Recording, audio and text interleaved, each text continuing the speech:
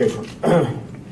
Bismillahirrahmanirrahim. Assalamualaikum warahmatullahi wabarakatuh dan salam keluarga Malaysia sihat sejahtera. Jumlah kes COVID-19 yang dilaporkan untuk 5 hari pertama dalam minggu epid yang ke-27 iaitu 3 hingga 7 Julai menunjukkan peningkatan sebanyak 31% berbanding dengan jumlah kes yang dilaporkan untuk tempoh yang sama pada minggu epid yang lepas. Kalau kita melihat juga indikator-indikator yang lain, sebagai contoh jumlah kemasukan pesakit harian baru COVID-19 yang dilaporkan untuk 5 hari pertama minggu ini berbanding dengan minggu yang lepas ada peningkatan sebanyak 13.7%. Peningkatan sebanyak dari 835 pesakit kepada 968 pesakit di hospital.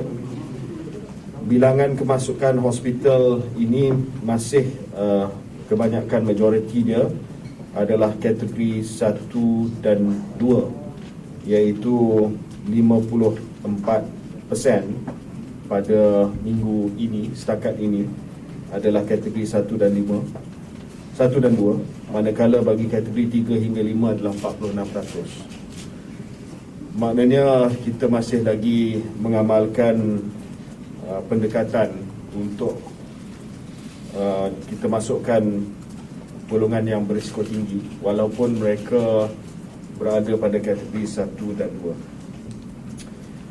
2. Peningkatan ini adalah sesuatu yang telah pun kita jangka dan sesuatu yang telah pun saya telah keluarkan kenyataan pada 2 minggu yang lepas berkenaan dengan peningkatan kes di Malaysia dan juga peningkatan kes di seluruh dunia. Peningkatan ini didorong oleh beberapa faktor, tetapi faktor yang utama adalah varian yang sedang dominasi. Di peringkat dunia, varian yang mula dominasi adalah varian Omicron, sublineage BA4 dan BA5. Di peringkat global, sublineage BA4 telah menunjukkan kadar peningkatan daripada 11% pada minggu epid yang ke-24 kepada 12% pada minggu epid yang ke-25. Tetapi yang membimbangkan adalah sublineage BA5 yang menunjukkan peningkatan dari 37% ke 52% di peringkat global. Di Malaysia, Kementerian Kesihatan Malaysia ingin memaklumkan bahawa secara kumulatif sehingga 30 Jun, dan kita sedang kemaskini data yang terkini, sudah terdapat 13 kes sublineage Omicron yang sedang dipantau rapi, 6 kes BA2 12.1, 5 kes BA5 dan 2 kes BA52. Setakat ini tidak ada kes BA4. Bermaksud bahawa BA5 sudah pun ada di Malaysia. Dan kes-kes ini adalah kes jujukan genom yang dibuat ke atas kes-kes positif antara bulan Mei dan Jun. Jadi kemungkinan besar BA5 sudah merebak dengan luas di Malaysia. Kalau kita melihat dari segi epidemiologi di negara-negara lain, BA5 lah yang menjadi sublineage utama yang memberi kesan kepada peningkatan kes di peringkat global. Dan kita menjangkakan bahawa BA5 akan terus meningkatkan lagi jumlah kes harian di Malaysia. Setakat ini kita melihat juga daripada maklumat yang kita telah terima, BA5 bukan hanya versi virus COVID-19 yang paling mudah merebak setakat ini, tetapi ianya juga mempunyai ciri untuk menjangkiti mereka yang sudah pun dijangkiti dengan Omicron. Maksudnya dia ada immune escape property. Kalau dah dijangkiti oleh dengan COVID-19 dengan varian Omicron yang asal BA1, BA2, boleh dijangkiti semula dengan BA5. Sebab itulah kita dengar banyak kes orang yang mengalami jangkitan semula dalam tempoh masa yang singkat. Situasi seperti ini juga mengakibatkan peningkatan kemasukan ke hospital yang kita sedang melihat di negara-negara seperti negara jiran kita, Portugal, Singapore, Portugal, UK dan lain-lain, yang sedang melihat peningkatan kes-kes kemasukan ke hospital. Bagaimanapun, saya ingin menyatakan bahawa berdasarkan kepada maklumat yang kita terima daripada negara seperti Amerika Syarikat dan juga Israel, individu yang lengkap vaksinasi dos primer dan menerima 2 dos penggalak, terutamanya dalam kalangan usia 60 tahun dan ke atas, mempunyai kadar kematian yang lebih rendah berbanding dengan mereka yang hanya mempunyai 1 dos penggalak. Memandangkan kita akan berdepan dengan gelombang baru jangkitan COVID-19, Kementerian Kesihatan Malaysia ingin menasihatkan kepada rakyat supaya kita mengambil langkah-langkah berikut untuk memastikan bahawa kita dapat mengurangkan kesan yang paling buruk daripada jangkitan COVID-19, untuk kita menyelamatkan nyawa, untuk kita melindungi rakyat Malaysia daripada simptom yang buruk, dan untuk kita melindungi sistem kesihatan awam negara kita daripada hospital yang terlalu sesak dan juga unit rawatan rapi yang tak cukup kemudahan. Oleh yang demikian, yang pertama adalah Kementerian Kesihatan Malaysia ingin mengingatkan kepada semua individu dewasa yang belum lagi mendapat dos penggalak untuk mendapatkan dos penggalak dengan segera. Kita tahu bahawa vaksin mungkin tidak dapat putuskan rantaian jangkitan, tetapi vaksin sangat berkesan untuk mengurangkan kesan terburuk COVID-19 dan untuk mengurangkan gejala-gejala buruk COVID-19. Ini adalah fakta yang telah pun dibuktikan. Vaksin yang kita sediakan untuk rakyat Malaysia adalah berkesan untuk mengurangkan kesan buruk COVID-19 walaupun kita dijangkiti. Sehingga 7 Julai, seramai 68.6% individu dewasa telah mendapat dos penggalak pertama vaksin COVID-19. Oleh yang demikian, ini bermaksud bahawa seramai 31.4% daripada golongan dewasa di Malaysia masih belum dapat dos penggalak. Dari segi jumlahnya, itu adalah seramai 7,393,199 orang. 7,393,199 orang yang masih belum mendapat dos penggalak.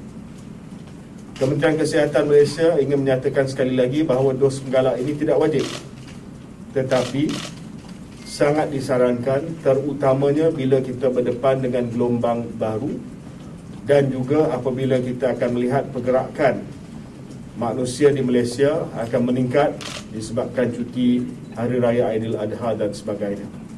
Jadi saya merayu terutamanya kepada warga emas yang masih lagi belum terima booster dan rakyat Malaysia yang ada masalah komorbiditi, penyakit kronik seperti hipertensi, masalah penyakit jantung, high cholesterol, obesity, untuk segera dapatkan dos penggalak sekiranya belum lagi menerima dos penggalak, iaitu dos yang ketiga. Dan ini sangat penting memandangkan kita berdepan dengan gelombang baru yang datang daripada Omicron BA.5. Dan ini juga konsisten, walaupun kita peralihan ke endemik, saya dah cakap daripada awal lagi, kita akan berdepan dengan gelombang dari masa ke semasa. Kes akan pasang surut. Ini adalah masa yang mana gelombang baru telah pun tiba. Kita juga telah buka ruang kepada warga emas dan juga penduduk Malaysia yang mempunyai comorbidity, yang berisiko tinggi seperti mana yang saya sebutkan tadi, untuk menerima dos penggalak kedua. Setakat 7 Julai, seramai 151,018 individu telah mendapat dos penggalak kedua vaksin COVID-19, iaitu 6.06% daripada mereka yang layak. Jadi jumlah yang layak tetapi yang memilih untuk tidak mengambil booster dos yang kedua adalah seramai 2,339,792, 93%. Jadi bagi golongan ini, bila dah sampai jarak masa 4, sekurang-kurangnya 4 bulan selepas dos penggalak yang pertama, bolehlah mendapat dos penggalak yang kedua. Ya. Bagi individu yang saya maksudkan ini, iaitu warga emas, mereka yang ada comorbidity, dan juga petugas barisan hadapan kita. Ini juga termasuk dalam golongan yang kita menawarkan dos penggalak yang kedua. Contohnya hospital staff, mereka yang kerja di barisan hadapan, di care home dan sebagainya, bolehlah mendapat dos penggalak mereka, dan mereka boleh mendapatinya secara percuma di pusat pemberian vaksin swasta yang berdaftar yang tersenarai di vaccincovid.protecthealth.com.my. Semua PPV yang menawarkan dos penggalak disenaraikan di laman sesawang Protect Health. Orang ramai disarankan untuk menghubungi PPV tersebut sebelum pergi ke PPV. Ada nombor telefon yang disenaraikan di situ. Selain itu, individu yang berumur 60 tahun dan ke atas boleh membuat janji temu melalui pautan tempahan di dalam aplikasi MySejahtera. Untuk warga emas, kita dah push dia punya link. Boleh buka, ada link di MySejahtera. Ramai yang tanya kenapa tak boleh buat appointment, sebab mereka yang tanya ni adalah bawah usia 60 tahun. Kita hanya push appointment kepada 60 tahun dan ke atas. Cuma minggu depan kita juga akan push appointment kepada semua yang ada comorbidity. Semua yang telah mengisi mereka ada masalah penyakit kronik dalam MySejahtera 18 tahun ke atas akan dapat pautan temu janji dalam MySejahtera pada minggu depan untuk mendapatkan booster dos yang kedua, iaitu dos yang keempat. Kita juga menggalakkan kanak-kanak dan remaja yang berusia 5 hingga 17 tahun yang mempunyai masalah kesihatan dengan immunocompromised situation juga untuk mendapatkan dos yang ketiga ataupun dos penggalak. Buat masa ini, Jawatan Kerja Teknikal untuk vaksinasi sedang memperhalusi sama ada kita akan menyarankan dos penggalak yang kedua kepada golongan yang tiada masalah kesihatan berusia 60 tahun ke bawah. Ya. Ini kita akan umumkan dalam tempoh masa seminggu 2 selepas kita melihat kepada maklumat secara terperinci. Berkenaan dengan vaksinasi bagi kanak-kanak usia bawah 5 tahun, kumpulan Jawatankuasa Teknikal kita masih lagi berpendapat bahawa tidak disyorkan. Kita nak tunggu lebih banyak lagi data, terutamanya berkenaan dengan keselamatan, sebelum kita mengesyorkan vaksinasi untuk golongan di bawah 5 tahun. Jadi strategi yang pertama untuk Malaysia dapat mengharungi cabaran gelombang jangkitan COVID-19 yang baru adalah vaksinasi. Masih lagi vaksinasi. Untuk memastikan mereka yang belum lagi dapat booster, dapatlah booster. 7 juta rakyat Malaysia. Yang layak untuk dapat booster yang kedua, pergilah ambil booster yang kedua. Terutamanya warga emas, yang mana kita nak melindungi mereka. Kerana kebanyakan daripada kes yang mati adalah warga emas ataupun mereka yang ada serious comorbidity. Strategi kedua adalah untuk memastikan bahawa kita dapat merawat mereka yang berisiko tinggi yang dijangkiti COVID-19. Kalau dulu kita tidak ada rawatan, ataupun rawatan pun kita ada untuk kes-kes yang sangat-sangat serius. Sekarang ini kita ada rawatan untuk kes-kes yang baru dijangkiti COVID-19. Kita ada ubat antiviral yang bernama Paxlovid yang kita bagi secara percuma. Ubat Paxlovid diberikan kepada kumpulan pesakit COVID-19 berisiko tinggi, 60 tahun ke atas, comorbidity, obese ataupun tidak lengkap vaksinasi, yang mengalami gejala ringan hingga sederhana. Kriteria pesakit COVID-19 yang layak untuk pemberian ubat Paxlovid adalah mereka yang umur 18 tahun ke atas, mengalami jangkitan COVID-19 kategori 2 dan 3. Maksudnya kalau sakit tekak, kalau usia 60 tahun ke atas, ataupun kalau usia 40, 50 tahun, 30 tahun, tapi seriously comorbid, ada high blood pressure, hypertension dan sebagainya, sakit tekak, boleh pergi untuk mendapat Paxlovid di fasiliti kesihatan yang disenaraikan. Dengan pemberian Paxlovid ini, kita yakin bahawa mereka tidak akan perlu dirujuk ke hospital dan mereka akan diberi rawatan yang berkesan untuk memastikan bahawa gejala mereka tidak terlalu serius. Setakat ini, sehingga 3 Julai, seramai 4,001 pesakit di Malaysia telah diberikan ubat Paxlovid dan tiada seorang pun yang telah mengalami kesan sampingan yang serius. Golongan berisiko tinggi mendapat jangkitan COVID-19 yang teruk adalah mereka yang ada diabetes, darah tinggi, masalah buah pinggang, asma, penyakit paru-paru kronik, penyakit jantung dan kanser. Yang inilah yang kita nak bagi ubat antiviral Paxlovid supaya mereka tidak mengalami kesan yang lebih buruk. Pesakit yang menepati kriteria yang saya nyatakan tadi diminta hadir ke CAC di klinik kesihatan dan hospital kerajaan untuk dibuat penilaian dan diberikan ubat Paxlovid sekiranya layak. Oleh itu, sekali lagi saya ingatkan, jangan takut untuk ke CAC kerana kelewatan untuk mendapatkan rawatan boleh mendatangkan kesan jangkitan yang lebih teruk. Kalau tangguhkan rawatan Paxlovid, dia akan menjadi lebih serius dan mungkin terpaksa masuk ke hospital. Senarai CAC di klinik kesihatan dan hospital kerajaan yang menawarkan ubat Paxlovid akan dikemaskini dalam laman web covid-19.moh.gov.my dari masa ke semasa. Pesakit juga boleh mendapatkan rawatan dan bekalan ubat antiviral Paxlovid di 97 fasiliti perubatan swasta, termasuk hospital dan klinik. Senarai fasiliti swasta yang menyertai program peluasan rawatan Paxlovid akan saya edarkan kepada media supaya dapat disiarkan. Kalau pergi ke fasiliti kesihatan swasta, sama ada hospital ataupun klinik swasta, Paxlovid percuma. Cuma charge perkhidmatan rundingan dan sebagainya kena bayar. Sebab itu charge daripada klinik swasta. Kalau datang ke klinik kesihatan, tak ada charge, ya, tak ada charge yang tinggi. Just perlu dapatkan Paxlovid. Tapi kalau pergi ke fasiliti kesihatan swasta, dia ada charge consultation fee, ya, tetapi ubat itu adalah free yang diberi oleh kerajaan.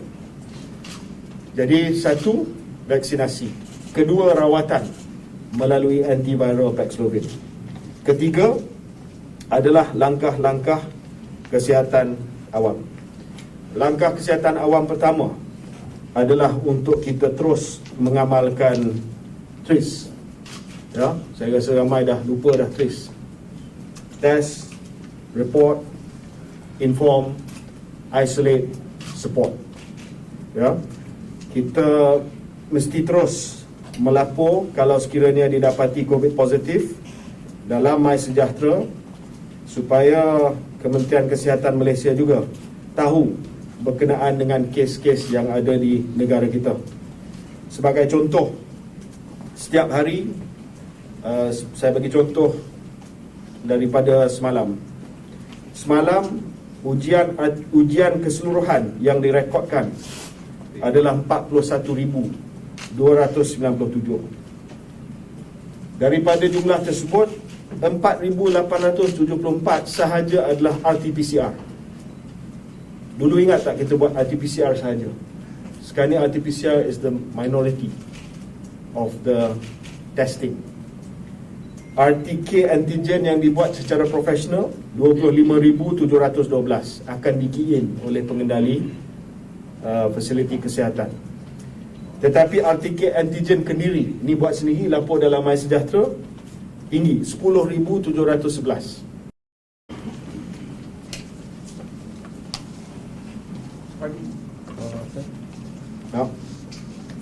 Boleh komen tentang semalam Singapura ada laporkan satu kes tempatan kes monkeypox melibatkan seorang lelaki warga Malaysia berusia 45 tahun. Boleh minta Menteri kongsikan info tentang kes ini dan kerajaan Malaysia ada apa-apa pencegahan virus monkeypox? Terima kasih atas soalan berkenaan dengan cacar monyet ataupun monkeypox. Sehingga 7 Julai, kes disyaki monkeypox yang telah dinotifikasikan kepada Kementerian Kesihatan Malaysia kekal 5 sahaja. Dan seperti mana yang saya telah memaklumkan, kesemua kes ini adalah didapati bukan monkeypox. Dan semua kes ini telah pun disahkan.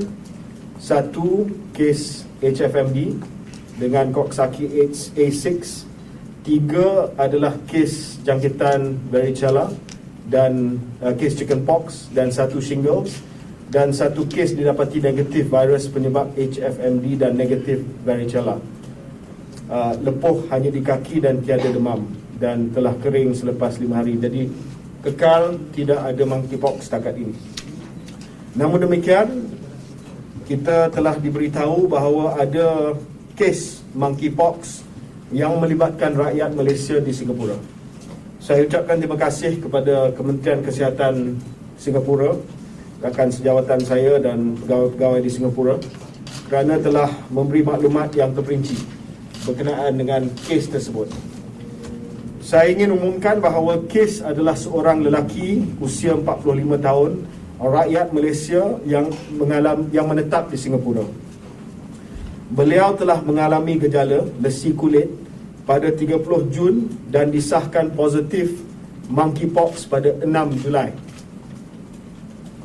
Saya ingin juga memaklumkan bahawa beliau daripada 11 hingga 12 Jun telah berada di Johor Bahru. Pada 17 Jun hingga 20 Jun, beliau juga telah melancong ke Pulau Pinang bersama kawan-kawan serta ahli keluarganya. Pada waktu itu tidak ada gejala. Pada 2 dan 3 Julai, kes sekali lagi telah pergi ke Johor Bahru. Pada masa tersebut, lelaki ini dah ada gejala. Oleh demikian, Kementerian Kesihatan Malaysia telah pun mengadakan siasatan terhadap individu tersebut yang telah pun memberi secara sukarela maklumat berkenaan dengan kontak-kontak rapat. Setakat ini terdapat 15 kontak rapat yang telah dikenal pasti. 14 orang casual contact dan mempunyai risiko rendah mendapat jangkitan monkeypox kerana mereka tidak bergejala. Dan seorang telah dikenal pasti oleh Kementerian Kesihatan Singapura dan kini dalam kuarantin di negara tersebut. Punca jangkitan masih dalam siasatan. Tapi kita juga telah memaklumkan kepada 14 casual contact ini untuk terus melakukan saringan kesihatan Kendiri untuk melihat kepada gejala. Dan apabila sekiranya mereka mendapati gejala, mereka perlu datang segera ke ke fasiliti kesihatan KKM untuk isolasi dan rawatan. Asesmen ataupun penilaian risiko yang kita buat setakat ini tidak memerlukan isolasi bagi kontak kasual terhadap kes tersebut.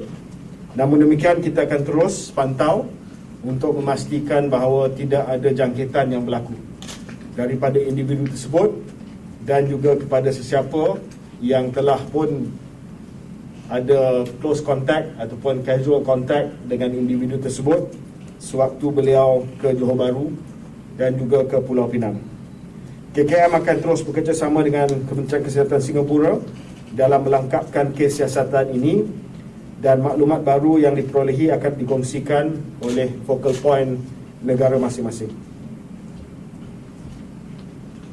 Yang seorang daripada yang sedang dikuarantin tu, itu positif dia tu macam mana? Belum lagi positif. Isteri dia macam mana? Isteri dia macam mana? Dia tidak berkahwin. Disyaki jangkit di Singapura atau jangkit di Malaysia? Tak kahwin.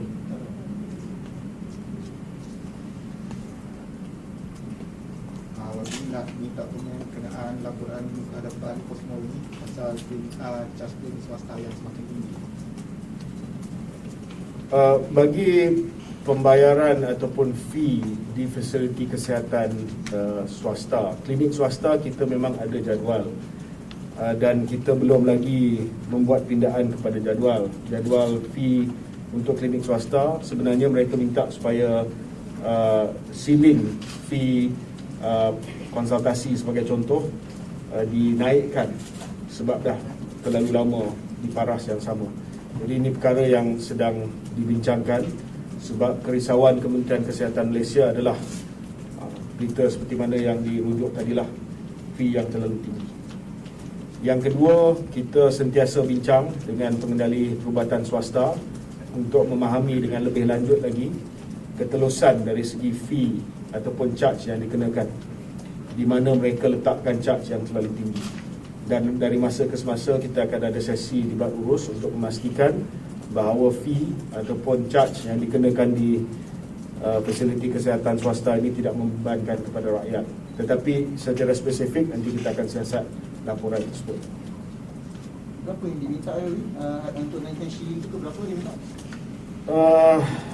Ada berbeza-beza lah, ada cadangan yang berbeza-beza. Ada yang minta terus liberalize, jadi tak ada apa-apa ceiling, dia boleh tetapkan berdasarkan kepada kuasa pasaran. Tapi bagi saya ini mungkin bukan masa dia lah, sebab rakyat tengah berdepan dengan macam-macam cabaran ekonomi.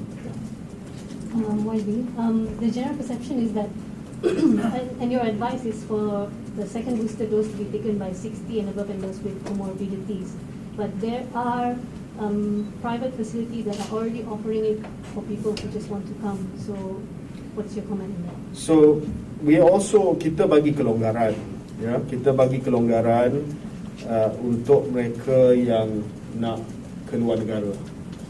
Tak kira sama ada mereka usia 60 tahun ke atas ataupun bawah.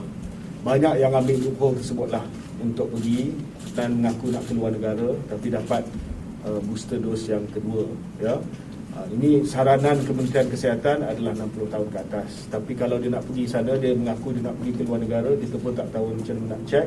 Kita serah kepada pengendali perubatan yang mengendalikan PPV untuk buat penilaian, ya.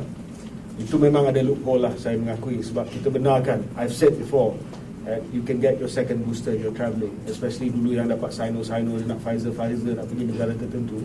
Jadi ramai yang ambil loophole tersebut, dia pergi PPV, dia kata saya nak travel, saya nak dapat booster yang kedua. Cuma bagi saya lah, ya, sebab kalau usia bawah daripada 60 tahun, kalau dah ambil booster yang pertama, lebih baik kita tunggu hingga saranan dibuat oleh KKM. Sebab kita tahu juga tentang timing booster tu, tentang keberkesanan booster tu, dan kita tidak mahu supaya nanti ada waning immunity di kalangan terlalu ramai rakyat kita.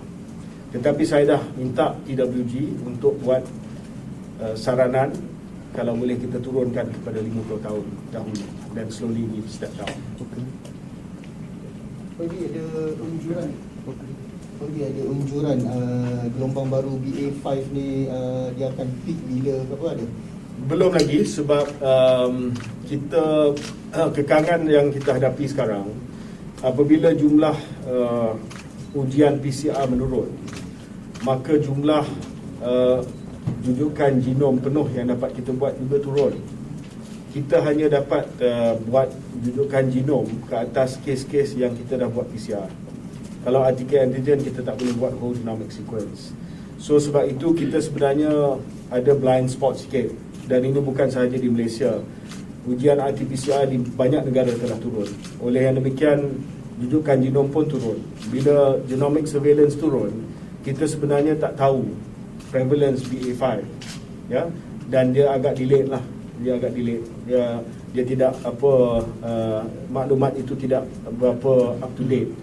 Jadi saya jangkakan sekiranya BA5 dah mula ada banyak kes BA5 di Malaysia, dan ini mungkin daripada peningkatan kes, andaian kita adalah BA5 bertambah banyak, mungkin kita akan melihat kes akan meningkat dalam tempoh maksimum 3 bulan. Kalau Singapura mungkin dia dah sampai peak dan dia telah naik selama sebulan 2. Jadi saya jangkakan dalam sebulan 2, paling lewat pun 3 bulan kita akan peak dan turun. Itu pun pengalaman kita dengan Omicron yang pertama.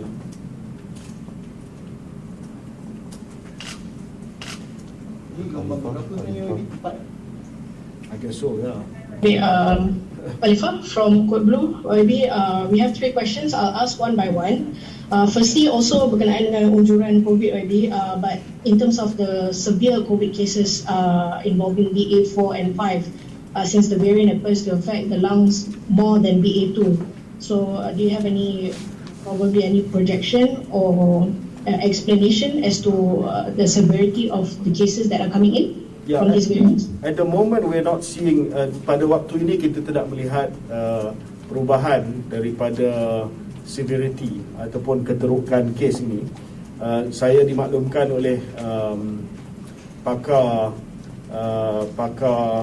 penyakit bahawa kemungkinan besar keterukan kes BA5 ini tidak lebih teruk daripada gelombang Omicron yang asal.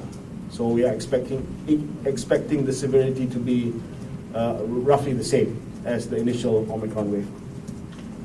Okay, my second question, YB, is on the HRPB's ambulance response case. We understand that the Perak Health Department has set up an independent committee to investigate the case further. So can we know who the key members are, their terms of reference, how long the inquiry will take, and when the report is expected to be released to the public? Jawatan kuasa penyiasatan bebas ini akan dipengurusikan oleh Dr. Rizwan bin Muhammad Isa, Ketua Jabatan Kecemasan dan Trauma daripada Hospital Ampang, ya, from a different hospital.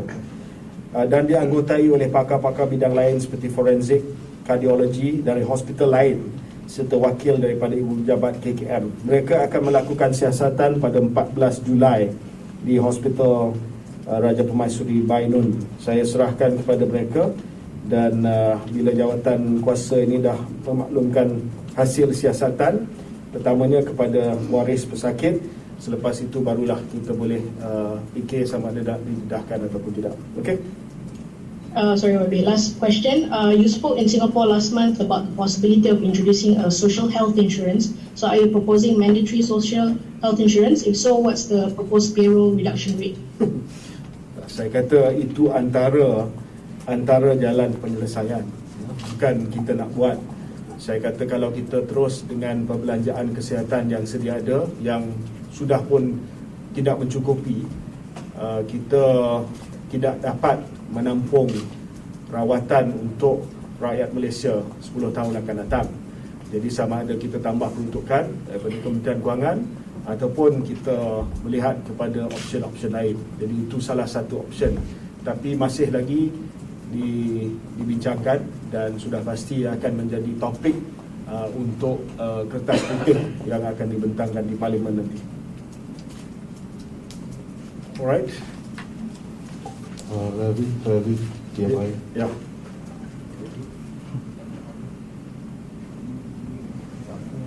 Audio, Ravi, audio. YB, sorry. Good afternoon, YB. Ravin from the Malaysian Insight. YB, I just have one question. People who test positive will have HSO issued who are quarantined at home and all these things. But literally they can go out without notifying because there is no one checking at the premises and everything. And now with the highly infectious BA5 variant is already detected, would you encourage premise owners to check at least the status of these people when they're going inside the premises to prevent these people who are testing positive to go in? Thanks, YB. Kita dah maklum kepada premise owner ya, bahawa ini adalah tanggungjawab mereka. Kita dalam fasa peralihan ke endemik ini, kita tak suka paksa lagi ya, sebab kita kena biasakan diri untuk hidup dengan virus ini. Sampai bila kita nak kena paksakan dengan penguatkuasaan undang-undang dan sebagainya. Jadi saya telah memaklumkan kepada premise owner, terutamanya yang menghadapi ramai pelanggan dalam keadaan yang tidak memakai pelitup muka kerana makan dan sebagainya, eloklah untuk cek risiko, status risiko mereka.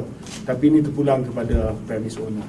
Jadi hari ini oleh kerana kes mula meningkat, sekali lagi saya memberi nasihat kepada pemilik premis, terutamanya pemilik premis yang berdepan dengan pelanggan yang jumlahnya ramai yang tak pakai pelitup muka kerana makan dan sebagainya, elok mengamalkan ya, elok mengamalkan cek status risiko pelanggan sebelum mereka masuk ke premis. Thanks, YB. Thank you. One last question lagi. Tadi YB cakap pasal mungkin akan pertimbangkan untuk saman semula kalau siapa yang tak pakai mask ni. Bila kes mendadak, can you define mendadak? Some figure in your head? Belum lagi ada figure, dan kita pun di Kementerian Kesihatan kita pun tak nak ke belakang sebab sekarang ini kita dah gugurkan agensi-agensi lain daripada Akta 342. Maknanya polis tidak lagi disambung kuasa penurunan kuasa oleh menteri untuk saman under Akta 342. So sekarang ini Kementerian Kesihatan Malaysia saja yang tinggal yang boleh keluarkan notis pelitup muka dan sebagainya. Sebab dalam fasa peralihan ke endemik, semua agensi lain terutamanya polis minta supaya tidak lagi diturunkan kuasa sebab mereka ada kerja lain. So kita pun setuju. Jadi sekarang ini sumber untuk menguatkuasakan itu pun terbatas sebab hanya Kementerian Kesihatan saja. Jadi seeloknya kita tak nak sampai ke tahap tersebut lah, dan saya pun tak nak keluarkan notis compound lagi dah sebab sepatutnya kita tahu apa nak dibuat. Lagipun kalau terpaksa keluar notis compound, ramai rakan-rakan menteri saya yang kena. Anyway, so what I'm trying to say is that saya harap kita tak perlu sampai ke tahap itu, dan kita akan dapat patuh kepada apa yang wajib. Okay, satu lagi yang saya nak sebut, ini berkenaan dengan keadaan sumber manusia di Hospital Tunku Azizah. Sebab benda ni keluar dalam media sosial ya. Jadi saya nak maklumkan bahawa seramai 91 pegawai perubatan yang telah menamatkan latihan siswazah dan tamat tempoh penajaan hadiah latihan persekutuan telah diluluskan pertukaran masuk ke Hospital KL dan Hospital Tunku Azizah mulai 18 Julai. Ini to address yang shortage yang itulah yang keluar dalam media sosial. Jadi kelulusan pertukaran ini dibuat selaras dengan pelaksanaan urusan pertukaran keluar seramai 86 pegawai perubatan yang menamatkan latihan siswazah ke fasiliti kesihatan lain. 86 dah tamat, dia keluar. So hari itu ada berita yang keluar kata tak cukup doktor, manpower shortage dan sebagainya. 91 akan kita hantar ke HKL dan HTA pada 18 Julai. Okey? No more questions. Terima kasih semua. Thank you.